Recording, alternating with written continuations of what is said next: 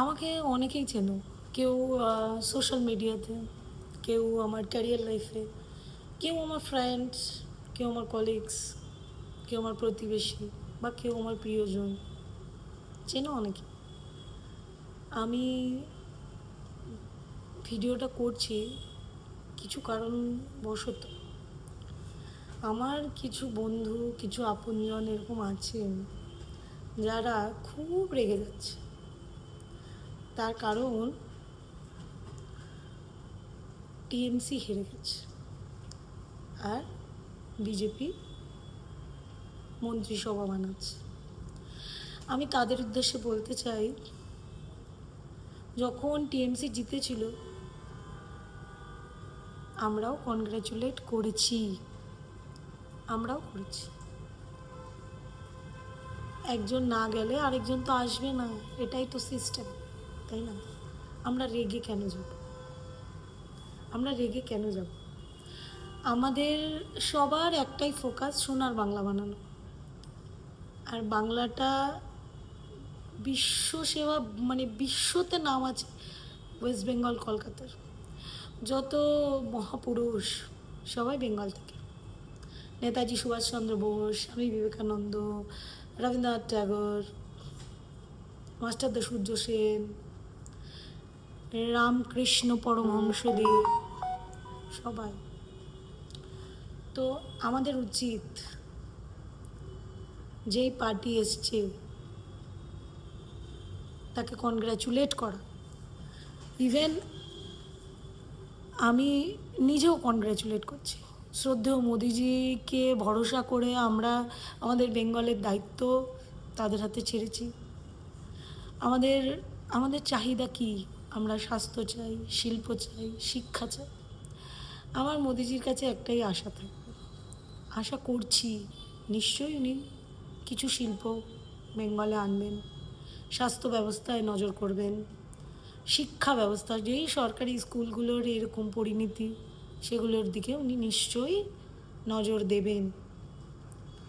দেখো, আমরা ভাতার সরকার চাই না, মানে এটা আমার একান্ত নিজস্ব মত, যে ভাতার সরকার দিয়ে কী হবে? আমি নিজেকে তৈরি করব, নিজেকে উন্নত করব, তাই না? আজকে আমাদের যদি ভালো শিল্প থাকে, আমাদেরই ছেলেমেয়েরা সেখানে উন্নত হতে পারবে, তাই না?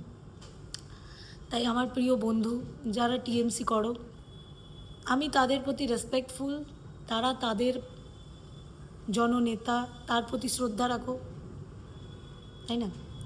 কিন্তু যাকে জনগণ চুজ করেছে তাদেরকে অশ্রদ্ধা করো না, ভায়োলেন্স করো না, রেগে যেও না। ভায়োলেন্স থেকে ক্ষতিই হয়, বেনিফিট কিছু হয় না, কিচ্ছু বেনিফিট হয় না। আমাদের উচিত আমাদের বাংলা গড়তে আমাদের কি মানে কতটা তাদেরকে সাহায্য করা উচিত, আমাদের সবার সেই দিকে ফোকাস করা উচিত। আমরা সুস্থভাবে তাদের থেকে পরিষেবা নেব, সুস্থ পরিষেবা আমরা আশা করছি। আমরা সবাই একজোট হয়ে সাহায্য করব কি করে আমার বাংলাটা সোনার বাংলা হতে পারে।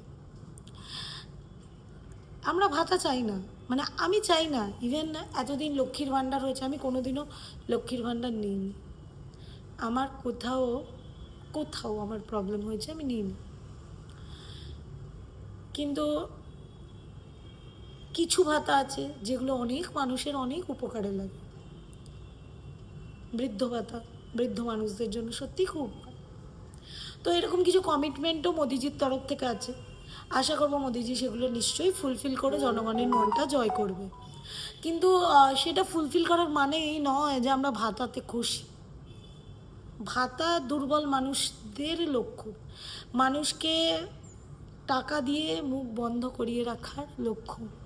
আমরা শুধু ভাতার সরকার চাই না, আমরা শিক্ষা চাই। শিক্ষা মানুষের বাক শক্তি বাড়ায়, বাক স্বাধীনতা দেয়। আমরা না বলতে পারার মতো সাহস করি, আমাদের না বলতে জানাটা খুব দরকার। আজকে বিপুল ভোটে বিজেপি পার্টি জয়ী হয়ে এসছে, মোদিজির উপর সবাই ভরসা রেখেছে।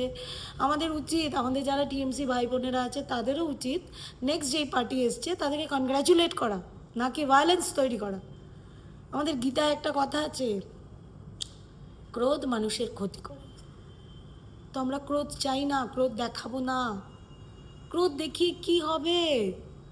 হয় আমার বাড়ির কেউ, নয় তোমার বাড়ির কেউ, চলেই তো যাবে, কোনো মায়ের কোল খালি হবে। আমরা তো সেটা চাই না। আমরা তো এত অমানবিক নই, একদম নই। আজকে সরি, আমার বাড়িতে যেই মেয়েটা কাজ করতো, ঘরের কাজ করতো, সেই মেয়েটাও তার বাচ্চাটাকে এক্সকিউজ মি,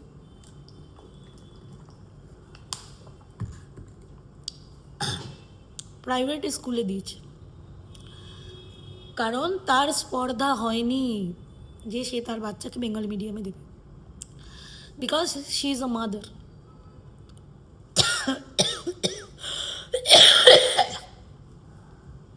মা সবসময় তার সন্তানকে শ্রেষ্ঠ জায়গায় দেখতে চায়, এটা মায়ের আবেগ, মায়ের কোনো ভুল নেই। আজকে যদি শিক্ষা ব্যবস্থা সেরকম না হতো তাহলে তার প্রয়োজন ছিল না। সে মাসে 2-4 হাজার টাকা রোজগার করেও সে সাহসী মা, সে তার সন্তানকে ইংলিশ মিডিয়ামে পড়ানোর মতো সাহস দেখিয়েছে, একদম দেখিয়েছে। আজকে দল বদল হয়েছে, দায়িত্ববান নাগরিকের মতো আমাদের কাজ করতে হবে।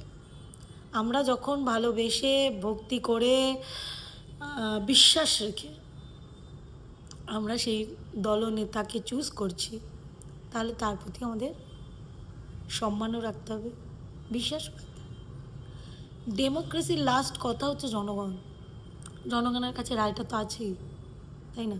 কিন্তু আমরা ভায়োলেন্স একদম ছড়ব না। আজকে বেঙ্গলের মতো জায়গায়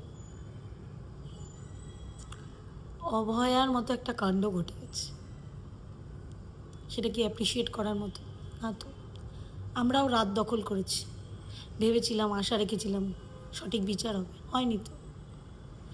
আমরা তো সঠিক বিচার আশা করেছিলাম। আমরা সেই মায়ের কথাটা ভাবি, যেই মা তার সন্তানকে সমস্ত সুখ আহ্লাদ ইচ্ছে অনিচ্ছে সমস্ত কিছুর ঊর্ধ্বে গিয়ে তার সন্তানকে বড় করে ডক্টর বানিয়েছে যে জনসেবা করবে। সেই মায়ের কত অবদান থাকলে তার বাচ্চা ডক্টর হতে পারে। আজকে সেই মায়ের জায়গাটা ভাবো, সেই মাও তো ভুক্তভোগী। আমাদের হয়তো খারাপ লাগছে, সেই মা কোনো একটা পার্টির কালার ধরেছে। আমরা যারা রাত দখল করেছিলাম তারা আমরা পার্টির কালার দেখে দখল করিনি। আমরা একটা মেয়ে, আমরা নারী সত্তা জাগিয়ে আমাদের মতোই একজন কারোর এরকম দুর্ভোগ হয়েছে, আমরা লড়েছিলাম। কিন্তু মায়ের কাছে উপায় কোথায়? মা তো চেষ্টা করেছিল, চেয়েছিল, মা তো বিচার পায়নি, তাই মাকে ধরতে হয়েছে কালার। মা কালার ধরেছে, মা আশা রাখছে তার সন্তানের বিচার হবে। কিন্তু বলো তো, আমরাও তো কারো না কারো মা, বিচার পেলেই কি মায়ের যেই লসটা হয়েছে সেটা পূরণ হবে? হবে না।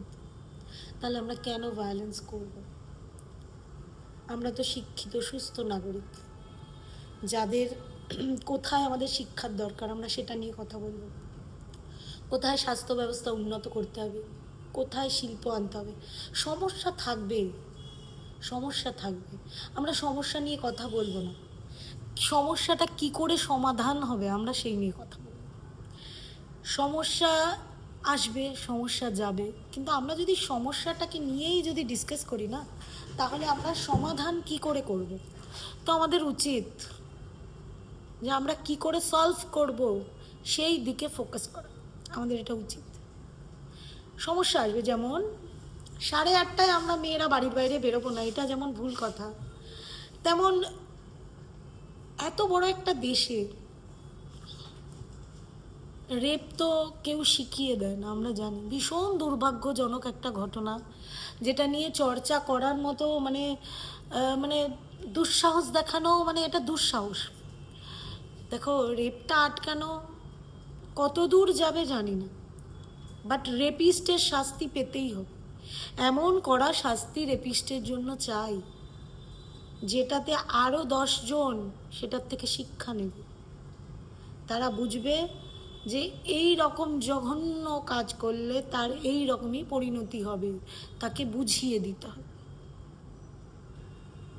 আমরা সমস্যা নিয়েই যদি কথা বলে যাই না, আমরা সমাধান কোথা থেকে বের করব? আমাদের রাষ্ট্রনেতা মোদিজি, আমি পার্সোনালি তাকে খুব পছন্দ করি, আমার ভালো লাগে। মানে আমার জ্ঞানত অবস্থায় আমার দেখা শ্রেষ্ঠ রাষ্ট্রনেতা মোদিজি। আমার ভালো লাগে, সে যখন কথা বলে না, তার যখন সে বক্তৃতা দেয় শুনতে ভালো লাগে, তার অ্যাপিয়ারেন্স ইটস টু গুড। দেখো, বাঙালি জাতি যেটা আছে না, সেটা সফিস্টিকেট, ঠিক আছে, ভীষণ সফিস্টিকেট। তো সেই জায়গা থেকে দাঁড়িয়ে আমাদের রাষ্ট্রনেতা এরকম সফিস্টিকেট একটা পার্সন হবে, আমরা তো এটাই আশা করব, তাই না? আমি প্রাক্তন মুখ্যমন্ত্রী মমতা ব্যানার্জির যেই লড়াকু যেই ব্যাপারটা আছে না, আই রেসপেক্ট দ্যাট, আমি একদম সম্মান করি। তিনি ভীষণভাবে লড়াই করে মুখ্যমন্ত্রীর পদটা, আসনটা জয় করেছিলেন, কিন্তু যেই মোশনে উনি এসেছিলেন না, সেই জায়গাটা পুরো ব্লার হয়ে গেছে, একদম ব্লার। একটা রাজ্যের মহিলা মুখ্যমন্ত্রী, তার থেকে আমরা এরকম আশা করিনি। আমি সবার কাছে হাত জোর করে অনুরোধ করছি, প্লিজ ভায়োলেন্স করো না। ভায়োলেন্স থেকে আলটিমেটলি কিচ্ছু ভালো হয় না, ক্রোধ মানুষের ক্ষতি করে। আজকে আমার বাড়ির কেউ, তোমার বাড়ির কেউ, আমার প্রতিবেশীর কেউ, কেউ না কেউ চলে যাবে, ভায়োলেন্সে কিচ্ছু হবে না। উল্টো আমাদের সুস্থ নাগরিক হিসাবে আমাদের উচিত, যেই পার্টি এসছে, যাকে জনগণ সাপোর্ট করে যাকে নিয়ে আসা হয়েছে, তাকে আমরা জায়গা করে দেব, সে যাতে সুস্থভাবে পরিষেবা দিতে পারে, আর আমরা তাকে সুস্থভাবে তার থেকে পরিষেবাটা নিতে পারি, আমরা সেই আশা রাখবো। আমি তোমাদের কাছে হাত জোর করে অনুরোধ করছি, কেউ ভায়োলেন্স করো না, কেউ করো না। আমরা তো মা, আমরা চাইবই আমাদের সন্তান বিশ্বের শ্রেষ্ঠ আসন পাক, একদম চাইব। আমরাও চাইবো না যে কোনো মায়ের কোল খালি হয়ে যাক, কোনো সন্তান তার চলে যাক, আমরা এগুলো চাইবো না। আমরা চাইবো মায়ের সন্তান যেন সুস্থ থাকে, দুধে ভাতে থাকে, তাই না? তো আমার সবার কাছে হাত জোর করে অনুরোধ, কেউ ভায়োলেন্স করো না। আমরা আজকে পার্টি আসবে, পার্টি যাবে, আমরা কিন্তু প্রতিবেশী থাকবো, আমরা কিন্তু মানুষ। মানব জন্মের মতো শ্রেষ্ঠ জীবন কোনো প্রাণীর নেই। বলে 84 লক্ষ কোটি যোনি পার করে তারপরেই মানব জন্ম পাওয়া যায়। তো আমাদের মানব জন্ম হচ্ছে শ্রেষ্ঠ জন্ম। আমাদের উচিত শ্রেষ্ঠত্বের দিকে নজর রাখা, কি করে ভালো থেকে ভালোতম হওয়া যায়, তাই না? আমরা ভালোবাসাটাকে শেয়ার করব, অ্যাগ্রেশনটাকে নয়। আমরা প্রত্যেককে অ্যাকসেপ্টেন্স দেব, প্রত্যেককে ভালো রাখার প্রতিশ্রুতি নেব। আমরা চেষ্টা করব, আমি ভালো আছি, আমার পাশের ব্যক্তিও যেন ভালোই থাকে। আমাদের অনেক আশা মোদিজির প্রতি, আমরা আশা রাখবো আমাদের বাংলাটা সোনার বাংলা হবে। আমরা লড়বো না, আমরা লড়াই করব না, আমরা ল অ্যান্ড অর্ডারের উপর ভরসা রাখবো, নিশ্চয়ই রাখবো।